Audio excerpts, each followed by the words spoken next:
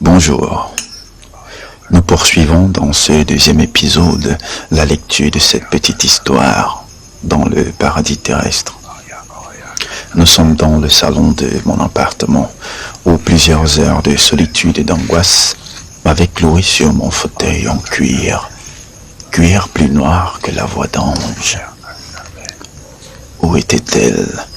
Que faisait-elle? Le soleil avait foutu le camp depuis très longtemps. Il s'était passé plusieurs heures de questionnement et Morphée frappa à ma porte à son tour. Au petit matin, un bruit lourd et précis me réveilla. On frappait à ma porte. À moitié réveillé, je me posais mille et une questions. Qui pouvait agresser ma porte de la sorte un matin de tristesse? J'ouvrais donc cette fameuse porte sur un petit garçon qui levait la tête vers moi. Je me demandais comment il avait pu frapper avec autant de force, malgré ses minuscules bras couverts d'un vieux t-shirt bleu sale qui tombait sur ses genoux.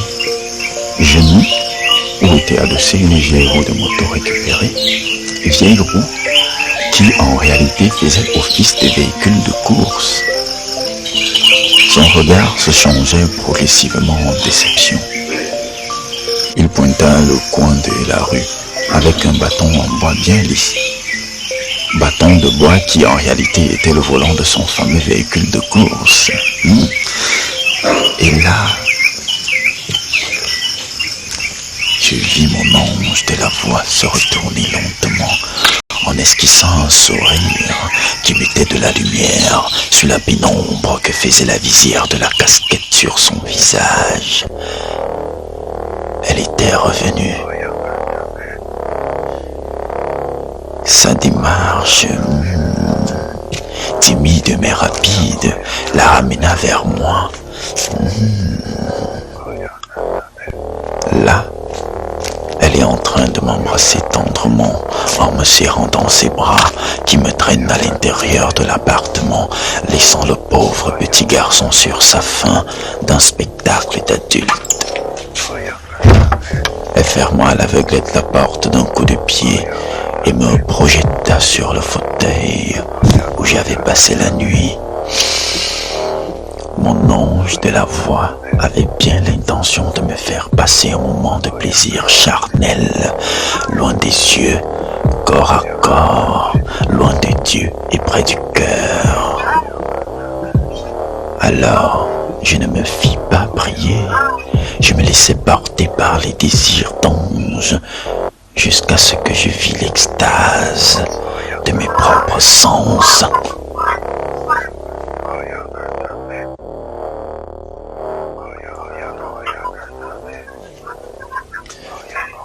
Actuellement, nous sommes nus, allongés sur le sofa de cuir, à tricoter une nappe d'amour imaginaire dans l'espace, avec nos mains suspendues vers le plafond en bois peint. Là, elle commence à m'expliquer que sa vie est très sombre et surtout que le Dieu est pour elle le grand frère qu'elle n'a jamais eu.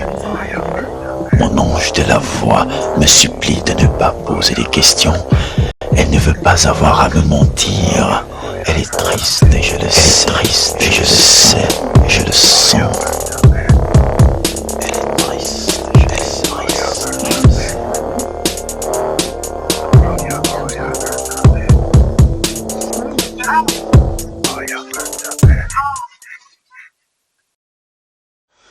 Là, quelques heures viennent de passer en fait. Vous m'excusez, j'avais plus le temps de penser. Mais je vous raconte. Après de multiples échanges charnels entrecoupés de conversations bidons et de fous rires, mon ange entreprit de me faire un petit repas qu'elle avait improvisé avec les découvertes dans ma cuisine de célibataire. Il n'y avait pas mieux qu'une belle omelette dégarnie à la sardine en conserve. C'était le plus doux et merveilleux repas au monde, de mémoire de palais du célibataire. Plus tard, beaucoup plus tard, Je l'admirais se rhabiller dans tout le salon et se fondre derrière la porte de l'appartement. Je vous passe quelques petits détails, mais le petit garçon n'était plus là.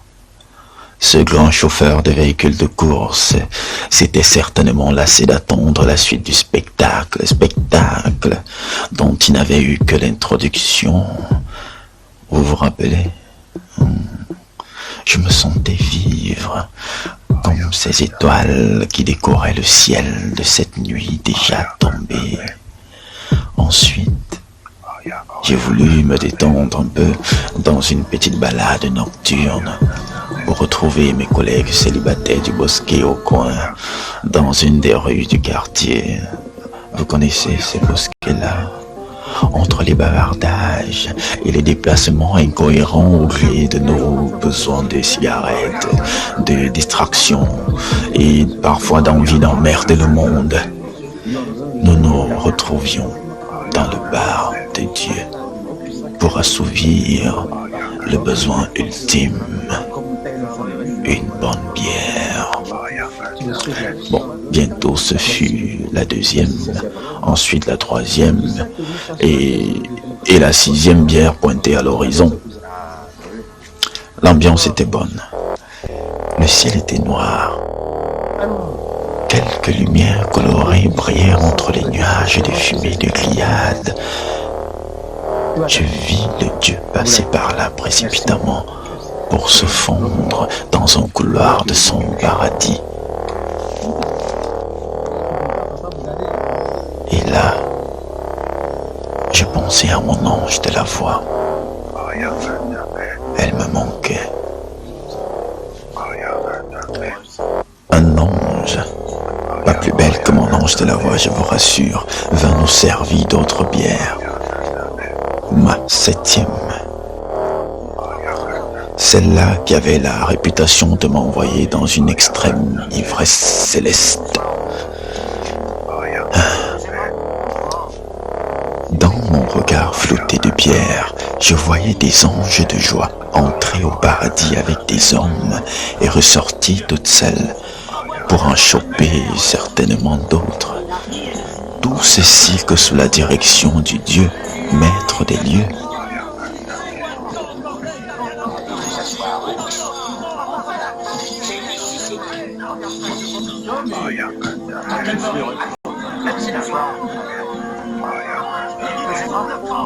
Après le service, l'ange serveuse se redressa et lança un sourire de l'autre côté du bar de Dieu.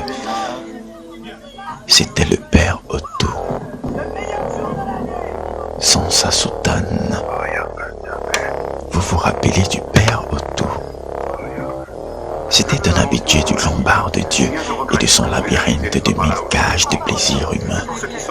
Ses habitudes et prouesses auprès des anges de Dieu remettaient en cause les accusations fallacieuses qui le soupçonnaient d'être un peu trop proche des garçons déguisés en enfants de cœur du dimanche.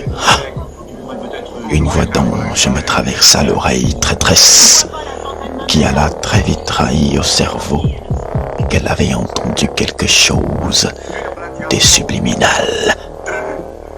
C'était les spasmes d'un sourire. L'effet papillon de ces spasmes-là me traversa le corps, tout le corps. Je penchai ma tête brusquement et tomba net sur l'ange assise près du père Otto, sans soutane. Mais cet ange, aussi doux et éclatant que la naïveté d'une coulée de lait de vache, elle était vêtue en tissu tricourt et parée d'une perruque à l'américaine, divine. Elle était belle, elle pétillait de plaisir, c'était un vrai régal. En voyant mes yeux flous, elle s'arrêta de parler. Père Otto avait soupçonné dans mon regard d'archéologue ivre quelque chose de pas très catholique.